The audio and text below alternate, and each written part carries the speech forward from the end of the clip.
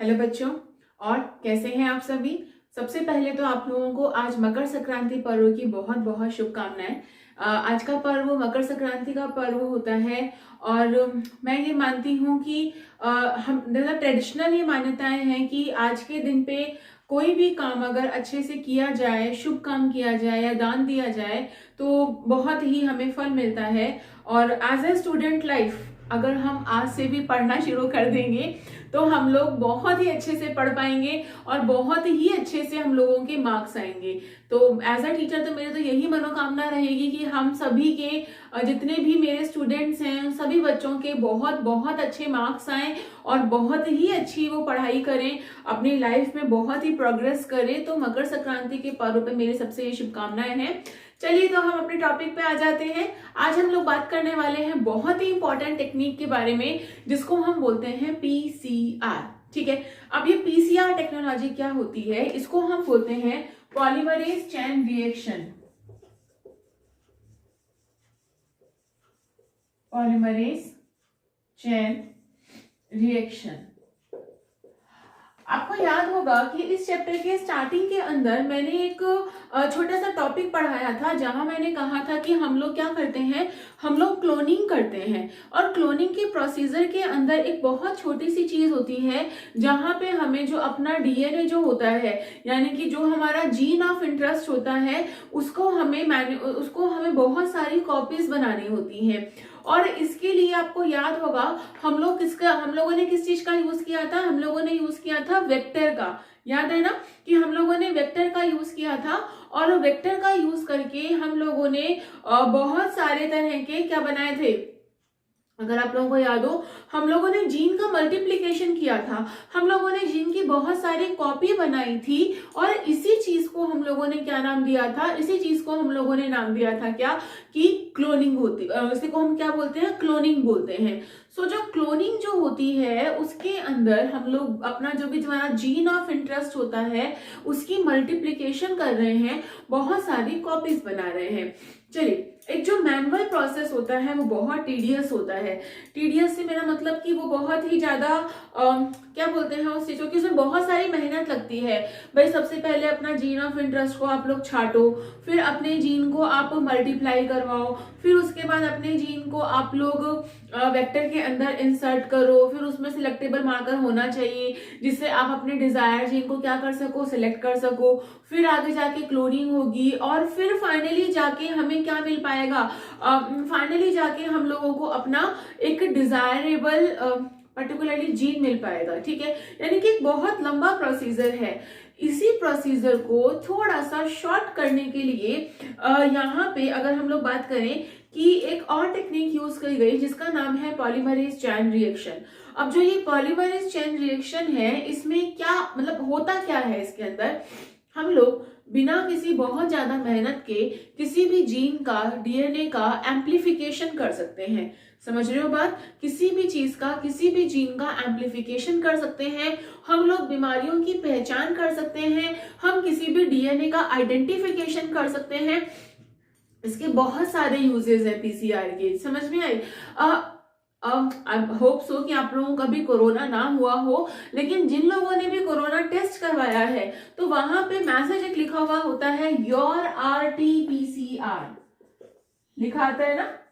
तो इसका full form क्या होता है, रिवर्स ट्रांसक्रिप्टेज पीसीआर। क्योंकि कोरोना वायरस जो है उसका जो डीएनए है वो बेसिकली एक तरह का रिट्रोवायरस है, यानी कि वो क्या है, एक तरह का आरएनए है। ठीक है, और ये जो रिट्रोवायरस है तो इसलिए उसका आप लोगों को याद होगा, आप लोगों ने पढ़ा होगा 12th के अंदर कि अगर हम डीएनए से अगर हम आरएनए से डीएनए बना रहे हैं तो इस चीज को हम कॉम्प्लीमेंट्री डीएनए बोलते हैं। ठीक है, तो और इसी चीज को हम रिवर्स ट्रांसक्रिप्टेज भी बोलते हैं। एक तो होता है रिवर्स ट्रांसक्रिप्शन बोलते हैं इस चीज को, एक तो होता है ट्रांसक्रिप्शन सीधे सीधे, जहां पे हमने क्या काम किया है, जहां पे हम लोगों ने सिंपल सा क्या काम किया है कि जो आपका डीएनए था, डीएनए से क्या बना दिया है, एमआरएनए बना दिया है। एंड द सेकेंड केस में हम लोगों ने एमआरएनए से वापस से डीएनए बना दिया, तो वो वाला प्रोसीजर कहलाता है आरटी। आरटी का मतलब होता है रिवर्स, रिवर्स का मतलब होता है उल्टा। क्लियर। तो अब यहाँ पे हम लोग पहचान करते हैं हमारा सैंपल लेके कि उसके अंदर वो वायरस है या नहीं। सो RT-PCR। चलिए अब हम बात करते हैं कि एग्जैक्टली यहाँ पे प्रोसीजर है क्या, यानी कि प्रोसेस क्या होता है RT-PCR का। बच्चों RT-PCR जो होता है, RT-PCR के अंदर, I am so sorry, we are discussing about the PCR। तो हम लोग बात कर रहे हैं पॉलीमरेज चेन रिएक्शन की। ये टेक्निक किस चीज पे आधारित है? ये टेक्निक इस चीज पे आधारित है कि भाई डीएनए जो है वो क्या करता है, रेप्लिकेशन करता है। क्या करता है? रेप्लिकेशन करता है। अगर हम एक पॉलीमरेज एंजाइम दे दें और आरएनए के प्रॉब्स दे दें, ठीक है, तो डीएनए जो होगा वो हमेशा रेप्लिकेशन करेगा और यहाँ पे क्या होगा कि वो अपनी मल्टीप्लाई करेगा और बहुत सारी यहाँ पे क्या बनेंगी, कॉपीज बनेंगी। तो सबसे पहले यहाँ पे स्टार्ट करते हैं कि सबसे पहले अगर हम बात करें कि पीसीआर के 3 स्टेप्स होते हैं, ठीक है, और जो इसके पीसीआर के जो 3 स्टेप्स होते हैं, इसमें सबसे पहला स्टेप जो आता है वो आता है डीनेचुरेशन।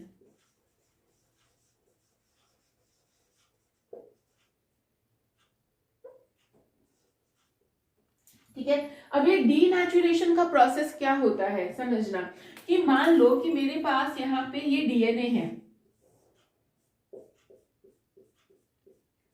ठीक है, अब मुझे क्या करना है, डीएनए को डीनेचर करना है, डीएनए को तोड़ना है। डीएनए को तोड़ने का मतलब होता है कि यहाँ पे जो इसके जो यहाँ पे 2 नाइट्रोजन बेस पेयर्स जो है उनके बीच में जो हाइड्रोजन बॉन्डिंग है उसको हमें क्या करना होगा, ब्रेक करना होगा। क्लियर? तो उस हाइड्रोजन बॉन्डिंग को हम लोगों को ब्रेक करने के लिए यहाँ पे हमें टेम्परेचर जो है वो बहुत ज्यादा हाई रखना पड़ेगा। ठीक है, तो यहाँ पे हम लोगों ने क्या किया, टेम्परेचर को हाई रखा, अप्रोक्सीमेटली 74 डिग्री सेंटीग्रेड से भी अबव टेम्परेचर रखा। तो डीएनए के जो दोनों स्ट्रैंड थे वो दोनों स्ट्रैंड क्या हो गए, अलग अलग हो गए। समझ रहे हो मेरी बात? तो जो डीएनए के जो स्ट्रैंड थे वो कैसे हो गए हैं, अलग अलग हो गए हैं। इतनी सी बात आपको होपफुली समझ में आ गई होगी कि सबसे पहला जो स्टेप है जिसको हमने क्या नाम दिया है, डीनेचुरेशन नाम दिया है। डीनेचुरेशन वाले स्टेप के अंदर हम लोगों ने डीएनए को क्या कर दिया है, ब्रेक डाउन कर दिया है, डीएनए को तोड़ दिया है। तो जब हमने डीएनए को तोड़ दिया है या उसको ब्रेक डाउन कर दिया है तो उसके 2 स्ट्रैंड अलग अलग हो गए हैं। आप लोगों को एक चीज और भी पता होगी कि जब भी डीएनए का रेप्लिकेशन भी होता है तो भी डीएनए की कॉइलिंग खुल जाती है और वहां पे 2 स्ट्रैंड बन जाते हैं। एक होता है लीडिंग स्ट्रैंड और एक होता है लेगिंग स्ट्रैंड। पता है आप लोगों को इस चीज के बारे में? सो यहाँ पे भी वही चीज हो रही है, लेकिन यहाँ पे कोई लीडिंग या लेगिंग के बारे में हम लोगों ने बात नहीं करी है। मैंने सिर्फ इतनी सी बात करी है कि यहाँ पे क्या हो रहा है कि यहाँ पे डीएनए जो है वो डीनेचर हो गया है। ठीक है, फिर आता है यहाँ पे जो सेकेंड स्टेप होता है उस स्टेप को हम बोलते हैं एनेलिंग। ठीक है, एनेलिंग स्टेप के अंदर हम लोग यहाँ पे क्या प्रोवाइड करते हैं, यहाँ पे हम लोग एक टेग पॉलीमरेज नाम का एंजाइम प्रोवाइड करते हैं। Tag DNA polymerase. कौन सा पॉलीमरेज? Tag DNA polymerase.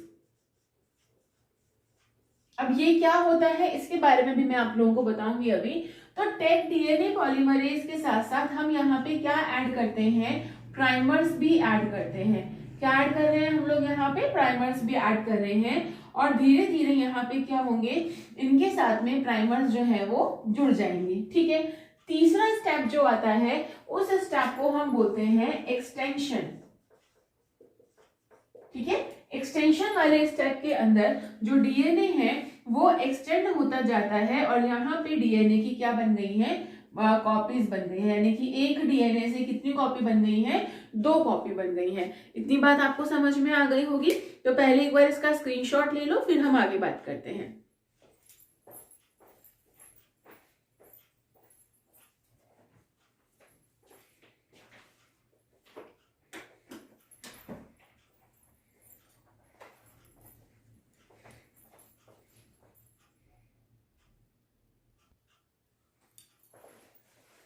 तो बच्चों आप लोगों ने इसका जो अगर हम बात करें स्क्रीनशॉट आप लोगों ने ले लिया होगा।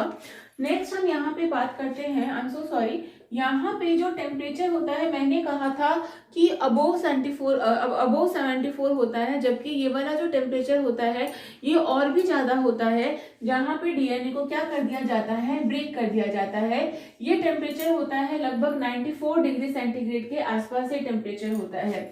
फिर जो सेकेंड वाला पार्ट होता है जिसके अंदर हमने कहा था कि प्राइमर्स हम लोगों ने ऐड किए थे, तो यहाँ पे जो टेम्परेचर होता है वो लगभग होता है 40 से लेके 60 डिग्री सेंटीग्रेड तक यहाँ पे क्या होता है, टेम्परेचर होता है। क्लियर। और उसके बाद जो टेम्परेचर होता है यानी कि जो एक्सटेंशन का टेम्परेचर होता है ये लगभग 72 डिग्री के आसपास है, 72-74 डिग्री सेंटीग्रेड के आसपास जो है वो टेम्परेचर यहाँ पे प्रेजेंट होता है। ठीक है।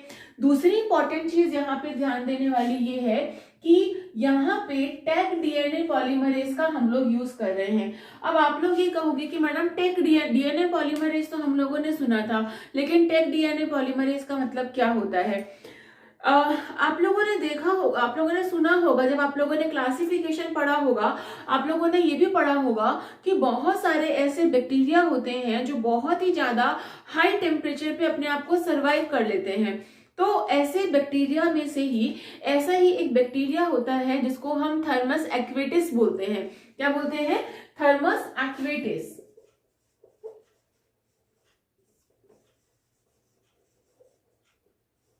ठीक है। तो जो ये थर्मस एक्वेटिस नाम का जो ये बैक्टीरिया है, ठीक है, और ये जो बैक्टीरिया है इस बैक्टीरिया से हम टैग डीएनए पॉलीमरेज को आइसोलेट करते हैं।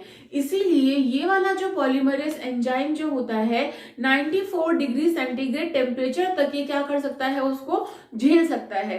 क्यों झेल सकता है? क्योंकि ये जो हमने बैक्टीरिया को आइसोलेट किया था, ये हमने आइसोलेट किया था जो हॉट स्प्रिंग्स होते हैं, जो बहुत गर्म झरने होते हैं या बहुत तेजी से जहाँ पे टेम्परेचर जो हाई होता है वहां से हमने इस बैक्टीरिया को आइसोलेट किया है। और यहाँ पे जो पॉलीमरेज एंजाइम है वो एंजाइम यहाँ पे वर्क कर सकता है।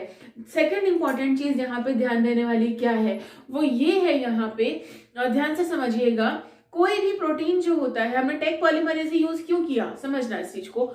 टैग पॉलीमरेज हम लोगों ने इसलिए यहाँ पे यूज किया क्योंकि टैग पॉलीमरेज एक ऐसा एंजाइम है जो डीनेचर नहीं होता। यूजुअली हाई टेम्परेचर के ऊपर जो प्रोटीन्स होते हैं वो डीनेचर हो जाते हैं, टूट जाते हैं, खत्म हो जाते हैं। इसीलिए हम लोगों ने यहाँ पे टैग पॉलीमरेज नाम का एंजाइम जो है वो हम लोगों ने यूज किया है।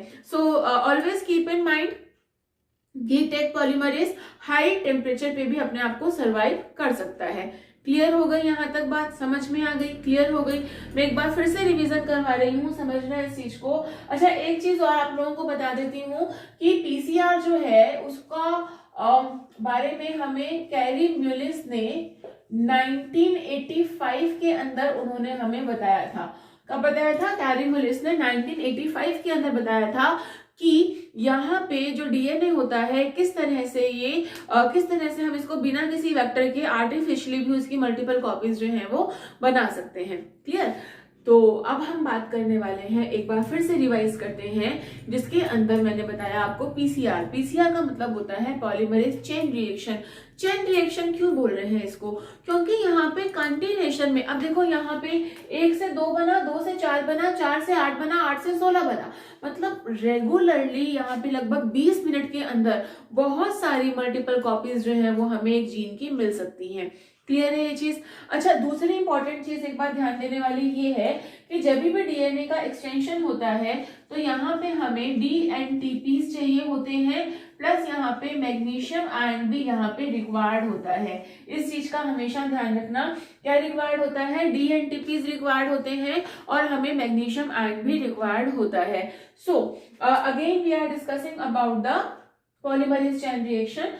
Polymerase chain reaction basically is a kind of a instrument. एक तरह का ये इंस्ट्रूमेंट होता है जहां पे हम डीएनए को ऐड कर रहे हैं। ठीक है, जहां हमने डीएनए को ऐड किया और यहाँ पे डीएनए की हम मल्टीपल कॉपीज बना सकते हैं, पहली बात। दूसरी इंपॉर्टेंट चीज यहाँ पे ये आती है कि पीसीआर को जो इसका जो प्रोसेस है, इस प्रोसेस को हमने 3 पार्ट में डिवाइड किया हुआ है, डीनेचुरेशन, एनीलिंग एंड एक्सटेंशन। ठीक है, फर्स्ट वाला पार्ट जो होता है जहां पे डीनेचुरेशन हो रहा है, इस वाले पार्ट के अंदर जो टेम्परेचर होता है वो लगभग 94 डिग्री सेंटीग्रेड के आसपास होता है, जहां पे डीएनए जो हो रहा है वो टूट रहा है, यानी कि अपने दोनों स्ट्रैंड जो होते हैं उसके वो दोनों स्ट्रैंड अलग अलग हो जाते हैं। ठीक है, सेकेंड वाला जो स्टेप होता है जहां पे हमने एनेलिंग कहा, यहाँ पे हम डेक डीएनए पॉलीमरेज और प्राइमर्स को ऐड करते हैं।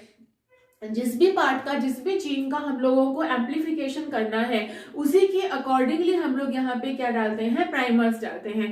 प्राइमर्स क्या होते हैं? Primers are the small nucleotide sequences जो कि किसके सिमिलर होते हैं, जो कि उसके सिमिलर होंगे जैसा कि जिस भी जीन को हमको क्या काम करना होगा, आगे उसका मल्टीप्लीकेशन करना होगा। सो यहाँ पे हमने प्राइमर ऐड किए हैं, टैग डीएनए पॉलीमरेज ऐड किया है। याद रखना टैग डीएनए पॉलीमरेज हमें कहाँ से मिला है, टैग डीएनए पॉलीमरेज हमें मिला है थर्मस एक्वेटिस बैक्टीरिया से, जो कि कहाँ प्रेजेंट होता है, जो हॉट स्प्रिंग्स में प्रेजेंट होता है। हॉट स्प्रिंग्स का मतलब क्या हो गया, बहुत ही लंबे बहुत ही गर्म जो झरने होते हैं वहां पे ये प्रेजेंट होता है। फिर हम लोग यहाँ पे सेकंड जो एनेलिंग के बाद में थर्ड पार्ट जो होता है वो होता है डीएनए एक्सटेंशन। डीएनए एक्सटेंशन के लिए मैग्नीशियम आयन और डीएनटीपीज को हम लोग यूज करते हैं। उससे क्या होता है, डीएनए का एक्सटेंशन हो जाता है और डीएनए की मल्टीपल कॉपीज जो होती हैं वो बन जाती है। So that is all about of the PCR technology. एक बार स्क्रीनशॉट फिर से ले लो जो मैंने चीजें ऐड करी हैं इसके अंदर, फिर हम आगे चलते हैं।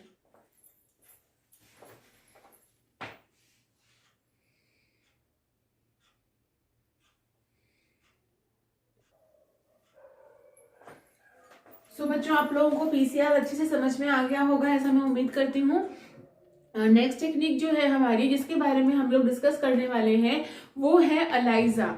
अलाइजा क्या होता है, अलाइजा कौन सी टेक्निक होती है?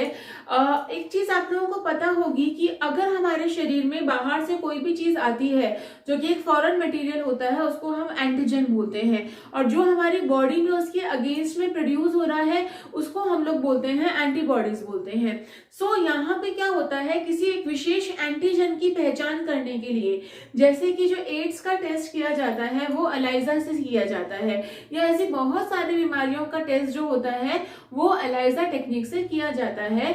अब यहाँ पे हम लोग क्या कर रहे हैं, इस चीज को ध्यान से समझना। यहाँ पे एक छोटी सी प्लेट होती है जहां पे इस तरह से खांचे बनी हुई होती हैं। ठीक है, अब मान लो कि किसी को एड्स है, यानी कि HIV वायरस है, तो हमने उसका सैंपल यूज कर लिया। ठीक है, और उस सैंपल को हम लोगों ने इसके अंदर डाल दिया। ठीक है, डालने के बाद में यहाँ पे जब हमने सैंपल इसके अंदर ऐड कर दिया तो उसमें क्या प्रेजेंट होगा, एंटीजन प्रेजेंट होगा। ठीक है, और इसके अगेंस्ट की जो एंटीबॉडी होती है वो भी हमने ऐड कर दी। ठीक है, और प्लस इसके अंदर क्या होते हैं, इसके अंदर मार्कर्स होते हैं।